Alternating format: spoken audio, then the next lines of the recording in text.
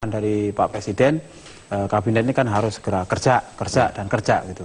Nah kalau soal cara ya kita inspirasinya kan bisa macam-macam, dan kalau misalnya inspirasi yang kita temukan itu baik ya kalaupun diikuti kan nggak masalah. Misalnya soal belusukan ini, inspirasinya kan kita dapat dari Pak Jokowi sendiri ya kan, yang kita lihat melakukan belusukan dan itu hasilnya positif gitu kan kalau kita lihat perkembangannya. Nah kita juga ada inspirasi belusukan dari khalifah kita di dalam Islam. Saya sebagai seorang muslim tentu terinspirasi juga dari sana, sahabat Umar bin Khattab. Nah beliau kan juga sering melakukan belusukan ke rakyatnya misalnya, dan kemudian melakukan penggerbekan. Nah, lalu pola ini memang sudah sudah lama diterapkan. Bahkan kalau di dalam Islam ada salah satu kaidah fikih yang juga erat misalnya terkait dengan soal ketenaga kerjaan semacam ini. Bunyinya kurang lebih al-hur yadkhulu tahtal yad.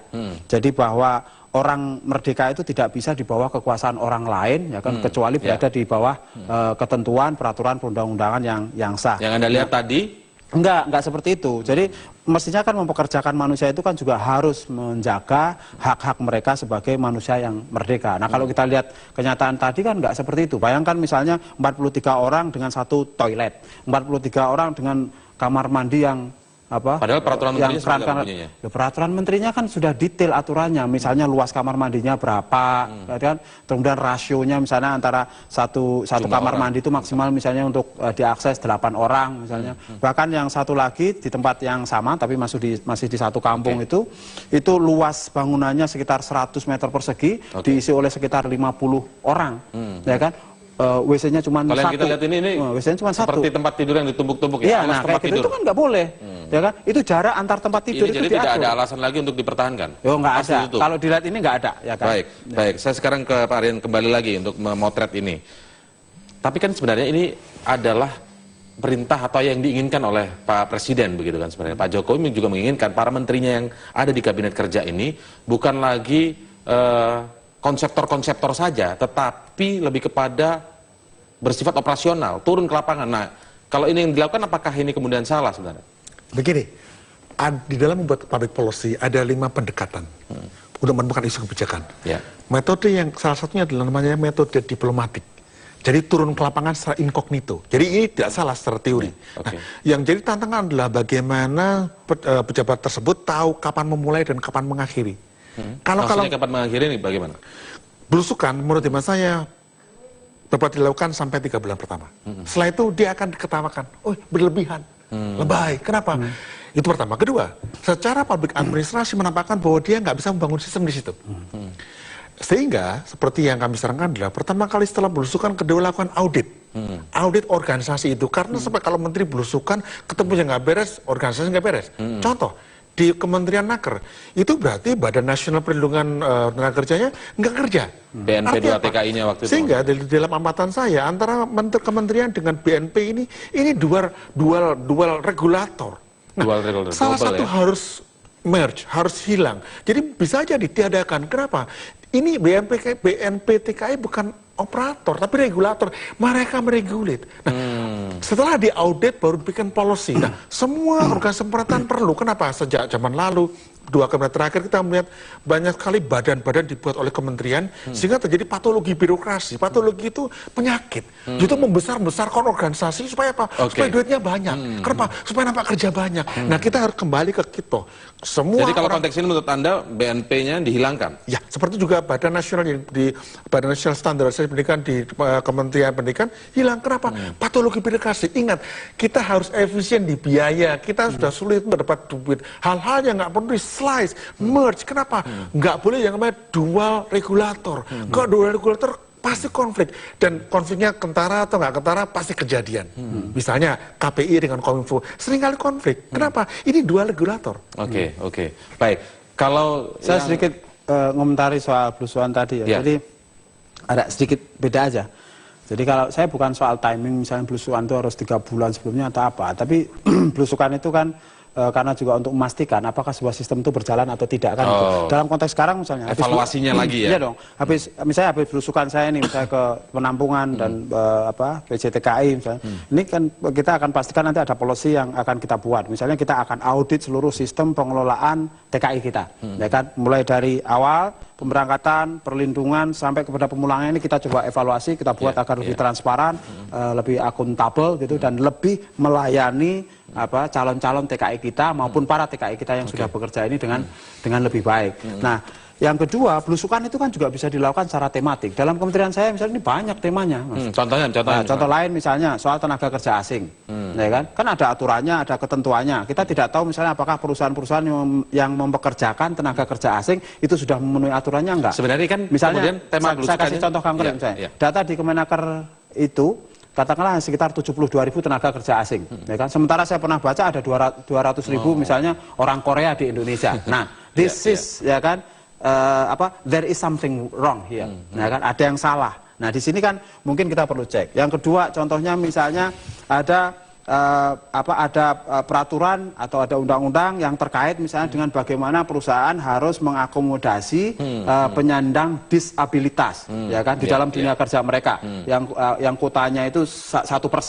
Nah, ini saya tempo hari misalnya memberikan penghargaan kepada mereka, tapi kan saya tidak tahu lapangannya. Apa benar atau tidak? Apa benar atau tidak, gitu loh. Nah, ini akan dilakukan sidang juga ini. Ya ada banyak tema lah yang menurut saya memang ini diperlukan, tapi yang paling penting yang saya setuju dengan Pak Riani adalah bagaimana agar ada refleksinya terhadap sistem. Jadi katakanlah belusukan, lalu kita balik, kita bangun sistemnya, kita tata, kita belusukan lagi untuk ngecek apakah sistem ini jalan atau tidak. Sekaligus mengevaluasi. Untuk ngecek apakah sistemnya jalan atau tidak. Tapi sebenarnya kalau bicara sistem, bukannya sistemnya sudah ada. Misalnya dari Permen nomor 7 ini tentang kelayakan tempat penampungan. Itu kan sudah sebuah sistem sebenarnya. Ya, betul. Ini sekarang dilakukan belusukan dan ngecek ternyata tidak cocok. Ya, nah, cocok, setelah ini kebijakan apa menambah di peraturan menterinya atau bagaimana? Nanti kita akan bahasnya. Kita break dulu. Tetaplah bersama kami di Prime Time News.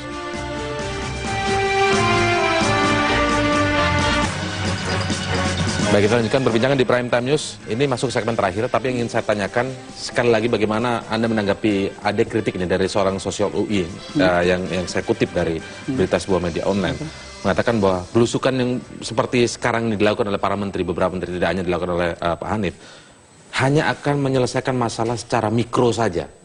Bagaimana, Anda setuju tidak dengan hal seperti ini atau bagaimana? Mungkin itu tergantung dari sudut pandangnya, yang pertama, yang kedua tergantung dari follow up-nya. Nah, menurut saya tidak akan, follow up itu yang kunci. Jadi ini jangan dianggap bahwa belusukan ini sebagai aktivitas utama, bukan.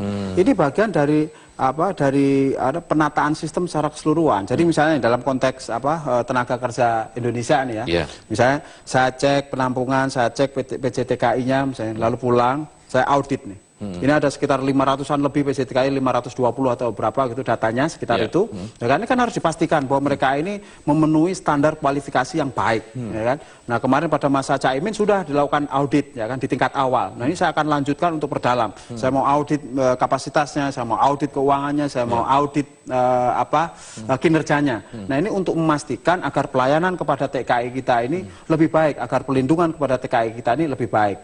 Nah, tentu dalam konteks ini saya harus bekerja sama dengan semua pihak, ya kan? Nggak bisa misalnya kementerian ini sendiri, termasuk kita juga harus bekerja sama dengan PJTKI, harus bekerja sama dengan kepolisian, harus bekerja sama dengan Kementerian Luar Negeri, kemudian BNP 2 TKI dan semua stakeholder yang terkait. Tapi pada intinya kita hendak memastikan bahwa sistem pelayanan dan sistem perlindungan terhadap TKI kita ini harus lebih baik. Saya tidak akan kompromi misalnya terhadap yang misalnya tidak mau kita ajak untuk membangun sistem yang lebih baik. Ada begitu banyak masalah di Kementerian Tenaga Kerja, tapi kalau bicara soal hari ini di tempat penampungan yang disebutkan tidak layak, dan memang kita lihat tadi bersama kondisinya tidak layak, Anda sampai harus melompat pagar untuk mengetahuinya secara langsung. Nah, kira-kira sebagai efek jera, ini peristiwa semacam ini tentu saja tidak ingin ada di tempat penampungan yang lain. Betul.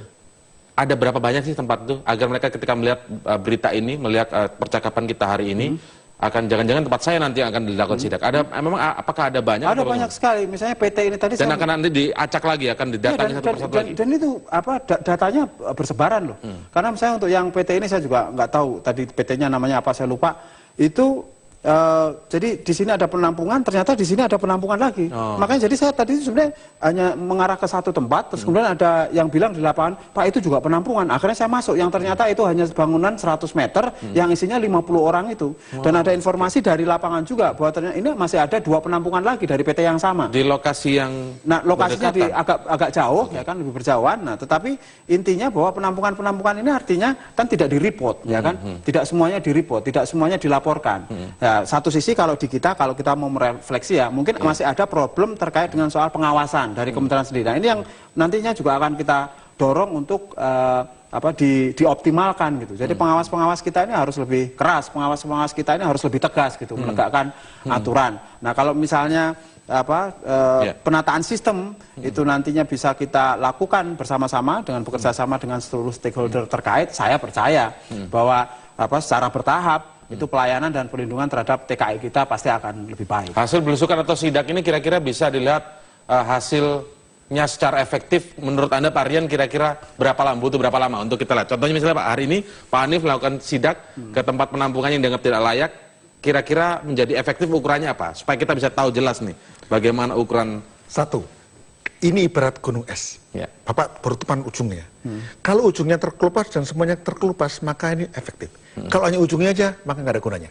Kedua, saya katakan belusukan harus ada batasnya. Kenapa? Belusukan itu pada akhirnya pada dasarnya hanya menemukan hal-hal yang betul-betul praktis. Untuk itu kita harus keluar dari belusukan, berhenti untuk juga menemukan hal-hal strategis. Contohnya, saya sampaikan, kalau kebijakan naker kita, tujuan strategisnya adalah bagaimana kita menguasai dunia. Kita latih orang-orang kita bekerja dimanapun juga dan diaspora. Mulai yang kerja jadi buruh sampai yang jadi profesor doktor. Dengan demikian kita membuat Indonesia itu menguasai dunia dan kita connected kemana-mana. Dengan demikian kita punya akses dan akses di mana-mana. Pertama. Kedua, cara menangani masalah. Ingat, kalau seseorang bekerja di luar negeri, kalau dia punya masalah belum tentu dia mau pulang.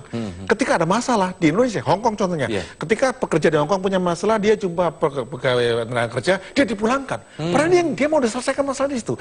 Jadi perspektif pun dirubah. Jadi dengan demikian belusukan akan efektif. Satu, kalau dia diakui sebagai ujung gunung es itu, bongkar semuanya. Kedua, ada waktu berhenti, ketemu visi yang lebih gede untuk dikerjakan bersama-sama. Oke, jadi turun ke lapangan yang langsung atau belusukannya langsung tidak harus menterinya, tapi bisa ada asistennya. Harus sistem, enggak? Sistem. Bukan jadi orang, belusukan sistem. bisa sebagai sistem. Jadi dia bisa sebagai bagian dari sistem pengawasan itu untuk memastikan sistem berjalan. Dan dalam konteks tadi saya tadi didampingi oleh 2 dirjen, ya kan, dirjen pengawasan dan dirjen penempatan juga kerja. Tadi itu ya? Ya, dia saya ajak ke sana, jadi biar juga mereka bisa lihat realitasnya, dan saya sudah minta mereka nanti tolong belusukan semacam ini harus terus dilakukan di jajaran pengawas gitu. Tidak harus saya. Mungkin kalau saya bisa sesekali misalnya gitu untuk memastikan bahwa sistem yang mau kita tata ini sudah berubah. Tapi dipastikan kalau mereka berubah, tidak seremonial juga ya, tidak kunjungan bentuknya ya. Iya, itu tadi saya sudah ingatkan tuh, kalau kunjungan nanti diatur semua itu. Oke, baik. Kira-kira sebagai penutup terakhir, setelah belusukan dan mengetahui tempat penampungan tidak layak ini, tidak akan ada lagi tempat seperti ini?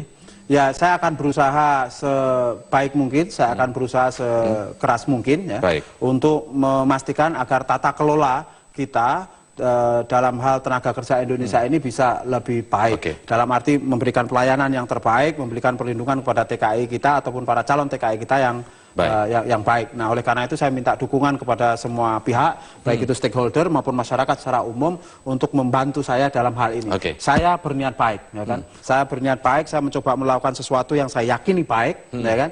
Dan kemudian saya akan bekerja sama dengan semua pihak, saya akan ajak membangun sistem bersama-sama dan semuanya harus masuk. Akan kita lihat nanti hasilnya bersama-sama. Nah, makanya mudah-mudahan ini nanti bisa menghasilkan ya kan sesuatu yang bisa dilihat dan dirasakan oleh masyarakat. Baik, terima kasih Menteri Tenaga Kerja Hanif Dakiri telah bergabung bersama kami di Prime Time News. Pak Aryan Nugroho, terima kasih telah bergabung bersama kami di Prime Time News. Selamat